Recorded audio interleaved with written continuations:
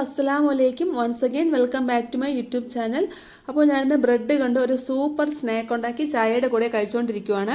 അപ്പോൾ ഈ ഒരു സ്നാക്ക് ഇന്ന് എല്ലാവരും നിങ്ങളുടെ വീടുകളിൽ ഇന്നത്തെ ചായയുടെ കൂടെ ഉണ്ടാക്കണം. അപ്പോൾ ഇതെങ്ങനെയാണ് ഉണ്ടാക്കുന്നതെന്ന് നിങ്ങൾ ആദ്യം പോയി ഒന്ന് വീഡിയോ മുഴുവനായിട്ട് ഒന്ന് കണ്ടിട്ട് വായോ. അപ്പോൾ ഞാനിവിടെ ഒരു മീഡിയം സൈസിലുള്ള 3 ഉരുളക്കിഴങ്ങ് നല്ലപോലെ പുഴുങ്ങി അതിൻ്റെ തോലൊക്കെ കളഞ്ഞ് നല്ലപോലെ പൊടിച്ചെടുത്ത് വെച്ചിട്ടുണ്ട്. അപ്പോൾ ഉരുളക്കിഴങ്ങ് ഒട്ടും തരിയില്ലാതെ കണ്ട നന്നായിട്ട് ഇത് വെന്ത് കിട്ടണം. അതാണ് ഇതിൻ്റെ മെയിനായിട്ടുള്ളൊരു കാര്യം. പിന്നെ 2 സവാള കുഞ്ഞായിട്ട് അരിഞ്ഞിട്ടുണ്ട്, ഒരു ചെറിയ പീസ് ഇഞ്ചി, 2 പച്ചമുളക്, ഒരു തണ്ട് കറിവേപ്പില, ഇത്രയും ഞാൻ അരിഞ്ഞെടുത്ത് വെച്ചിട്ടുണ്ട്. നിങ്ങളുടെ കയ്യിൽ മല്ലിയില ഉണ്ടെങ്കിൽ മല്ലിയിലയും കൂടി ഇതിൻ്റെ കൂട്ടത്തിൽ അരിയാം. എൻ്റെ കയ്യിൽ ഇല്ലായിരുന്നു. ഇനി ഒരു പാൻ അടുപ്പത്ത് വെച്ച് ചൂടാകുമ്പോൾ അതിലേക്ക് ഞാൻ 2 ടീസ്പൂൺ അളവിൽ വെളിച്ചെണ്ണ ഒഴിച്ചു കൊടുത്തിട്ടുണ്ട്. ഇനി വെളിച്ചെണ്ണയിലേക്ക് നമ്മൾ കുഞ്ഞായിട്ട് അരിഞ്ഞ് വെച്ചിരുന്ന സവാള ചേർത്ത് കൊടുക്കുവാണ്. അപ്പോൾ ഇതങ്ങ് ഒരുപാടങ്ങ് വഴണ്ട് അതിൻ്റെ കളറൊന്നും മാറണ്ട.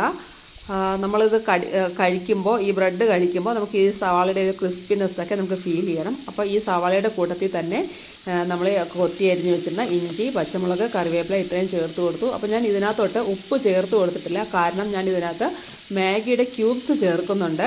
അപ്പോൾ അതിനകത്ത് ഉപ്പുണ്ട്. അപ്പോൾ അത് ചേർത്തിട്ട് ആവശ്യമുണ്ടെങ്കിൽ പിന്നെ നോക്കിയിട്ട് ചേർക്കാമെന്നുള്ള രീതിയിൽ ഞാനിപ്പോൾ ഉപ്പ് ചേർത്തിട്ടില്ല. കണ്ടോ, അപ്പോൾ ഇതുപോലത്തെ ഒരു പാക്കറ്റിനകത്ത് 2 ക്യൂബ്സ് ഉണ്ട്. അപ്പോൾ ഞാൻ 2ഉം ഇതിനകത്തോട്ട് ചേർത്ത് കൊടുക്കുവാണ്.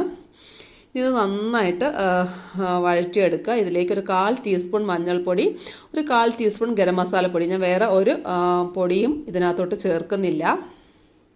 ഇനി ഇത് നന്നായിട്ട് വഴറ്റി ഈ പൊടികളുടെ ഒരു പച്ചമണം മാറുമ്പോൾ നമ്മൾ പൊടിച്ചു വെച്ചിരുന്ന ഉരുളക്കിഴങ്ങ് ഇതിനകത്തോട്ട് ചേർത്ത് കൊടുക്കാം. അപ്പോൾ ഞാൻ ഒരു കയ്യിൽ ക്യാമറ പിടിച്ചിട്ട് ഒരു കൈ വെച്ചിട്ടാണ് ഇത് ചെയ്യുന്നത്. എൻ്റെ ക്യാമറയുടെ സ്റ്റാൻഡ് മോന് സിനിമ കാണാൻ വേണ്ടിയിട്ട് മുകളിലോട്ട് എടുത്തുകൊണ്ട് പോയി. അപ്പോൾ കയറി എടുക്കാൻ പഠിച്ചിട്ട് ഞാൻ ഒറ്റ കൈ വെച്ചിട്ടാണ് ചെയ്യുന്നത്. അപ്പോൾ അതിൻ്റെ ഒരു പ്രോബ്ലം ഉണ്ടെന്ന് തോന്നുന്നു. അപ്പോൾ ഇതിനകത്തൊന്ന് ഉപ്പ് ചെക്ക് ചെയ്ത് നോക്കാം. അയ്യോ, സ്പാച്ചുലയിൽ എത്ര കോരാൻ നോക്കിയിട്ടും വരുന്നില്ല.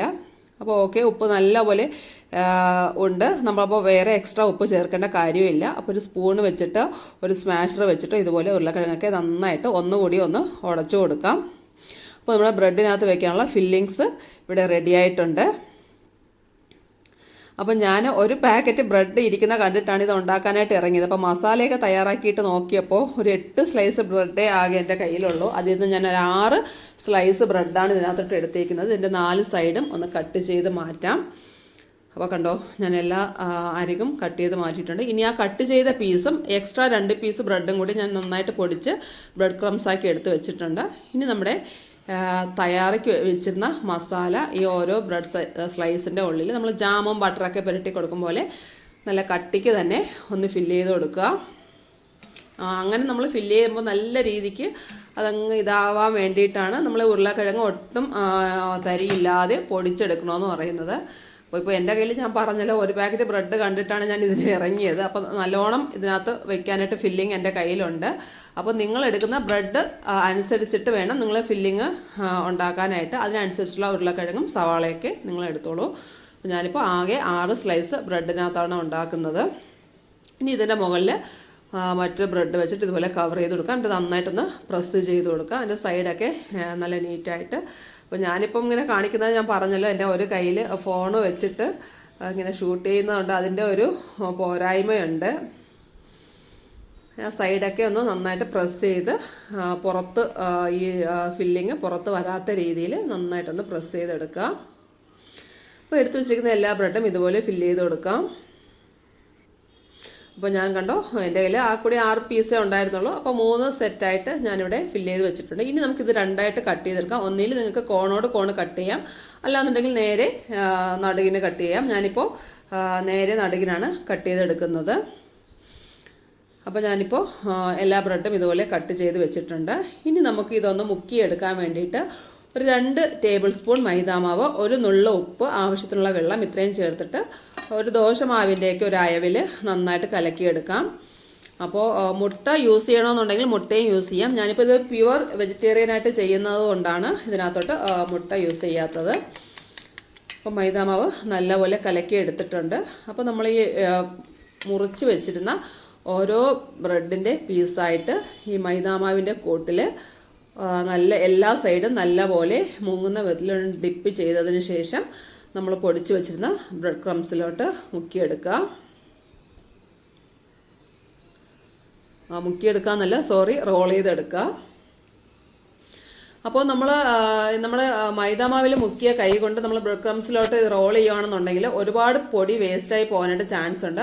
അപ്പോൾ ഒന്നിൽ നമ്മുടെ മറ്റേ കൈ വെച്ചിട്ട് റോൾ ചെയ്യുക, അല്ലാന്നുണ്ടെങ്കിൽ നമ്മൾ മൈദാമാവ് ആയത് കൈ കഴുകി തുടച്ചതിന് ശേഷം റോൾ ചെയ്തെടുക്കുക. അല്ലെങ്കിൽ ഒരുപാട് ബ്രെഡ് ക്രംസ് വേസ്റ്റായി പോകാനുള്ള ചാൻസ് ഉണ്ട്. അപ്പോൾ എല്ലാ സൈഡിലും പൊടിയാകുന്ന വിധത്തിൽ നല്ലപോലെ റോൾ ചെയ്തെടുക്കുക. അതിൻ്റെ രണ്ടറ്റവും എല്ലാ സൈഡും നല്ലപോലെ കവറാവുന്ന രീതിയിൽ ഇതുപോലെ റോൾ ചെയ്തെടുക്കുക.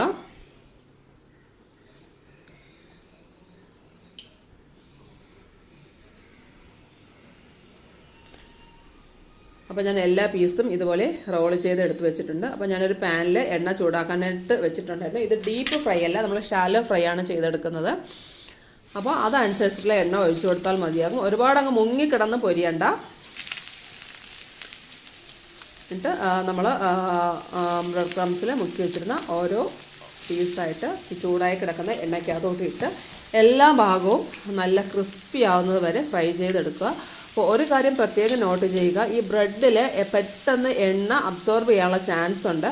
അപ്പോൾ നിങ്ങൾ ഫ്ലെയിം ഒരിക്കലും ലോയിലാക്കി വെക്കരുത്. ലോയിലാക്കി വെച്ച് കഴിഞ്ഞിട്ടുണ്ടെങ്കിൽ ഒരുപാട് എണ്ണ ഇത് കുടിക്കാനുള്ള ചാൻസ് ഉണ്ട്. അപ്പം ഫ്ലെയിം നല്ല ഹൈ ആക്കി വെച്ചിട്ട് തന്നെയാണ്.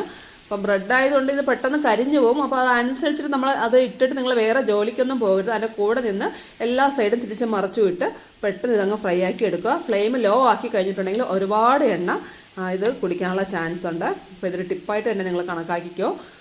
ഹൈ ഫ്ലെയിമിലിട്ടിട്ട് നമ്മുടെ അടുത്ത് തന്നെ നിന്ന് വേറെ ഒരിടത്തും പോകാതെ പെട്ടെന്ന് എല്ലാ സൈഡും തിരിച്ച് മറച്ചു വിട്ട് കുക്ക് ചെയ്തെടുക്കുക. നല്ല ക്രിസ്പി ആയിട്ടുള്ളൊരു സൂപ്പർ സ്നാക്കാണിത്. അപ്പോൾ നമ്മുടെ വീട്ടിലുള്ള സാധനങ്ങളൊക്കെ വെച്ചിട്ടാണ് ഞാനിത് ചെയ്തേക്കുന്നത്. എല്ലാവരുടെ വീട്ടിലും ഉള്ള സാധനങ്ങൾ തന്നെയാണ്. അപ്പോൾ ഇന്നത്തെ ചായക്ക് നിങ്ങളിതെല്ലാവരും ഇത് ഉറപ്പായിട്ട് ട്രൈ ചെയ്ത് വെക്കുക. ഇപ്പോൾ വെക്കേഷൻ സമയമാണ്, കുട്ടികളൊക്കെ വീട്ടിലുള്ളതാണ്, അവർക്ക് എപ്പോഴും വിശപ്പാണ്. അപ്പോൾ ഇതുപോലെയൊക്കെ ഉണ്ടാക്കി കൊടുത്ത് കുട്ടികൾക്കും മുതിർന്നവർക്കും ഒക്കെ നല്ല രുചികരമായിട്ട് ചായയുടെ കൂടെ കഴിക്കാൻ പറ്റിയൊരു സൂപ്പർ സ്നാക്കാണ്. നമ്മൾ ഇഫ്താർ ടൈമിനൊക്കെ ഉണ്ടാക്കാൻ പറ്റിയ ഒരു അടിപൊളി സ്നാക്കാണിത്. ടൊമാറ്റോ സോസിൻ്റെയൊക്കെ കൂടെ കഴിക്കാനായിട്ട് അടിപൊളിയാണ്. അപ്പോൾ ഞാനിവിടെ കഴിച്ചു കഴിഞ്ഞു. അപ്പോൾ ഈ സ്നാക്ക് റെസിപ്പി നിങ്ങൾക്കെല്ലാം ഇഷ്ടമായിട്ടുണ്ടെന്ന് വിചാരിക്കുന്നു. ഇഷ്ടമായിട്ടുണ്ടെന്നുണ്ടെങ്കിൽ നിങ്ങളുടെ ഫീഡ്ബാക്ക്സ് കമൻറ്റ് ബോക്സിൽ അറിയിക്കുക. അപ്പോൾ പുതിയ റെസിപ്പിയുമായിട്ട് വീണ്ടും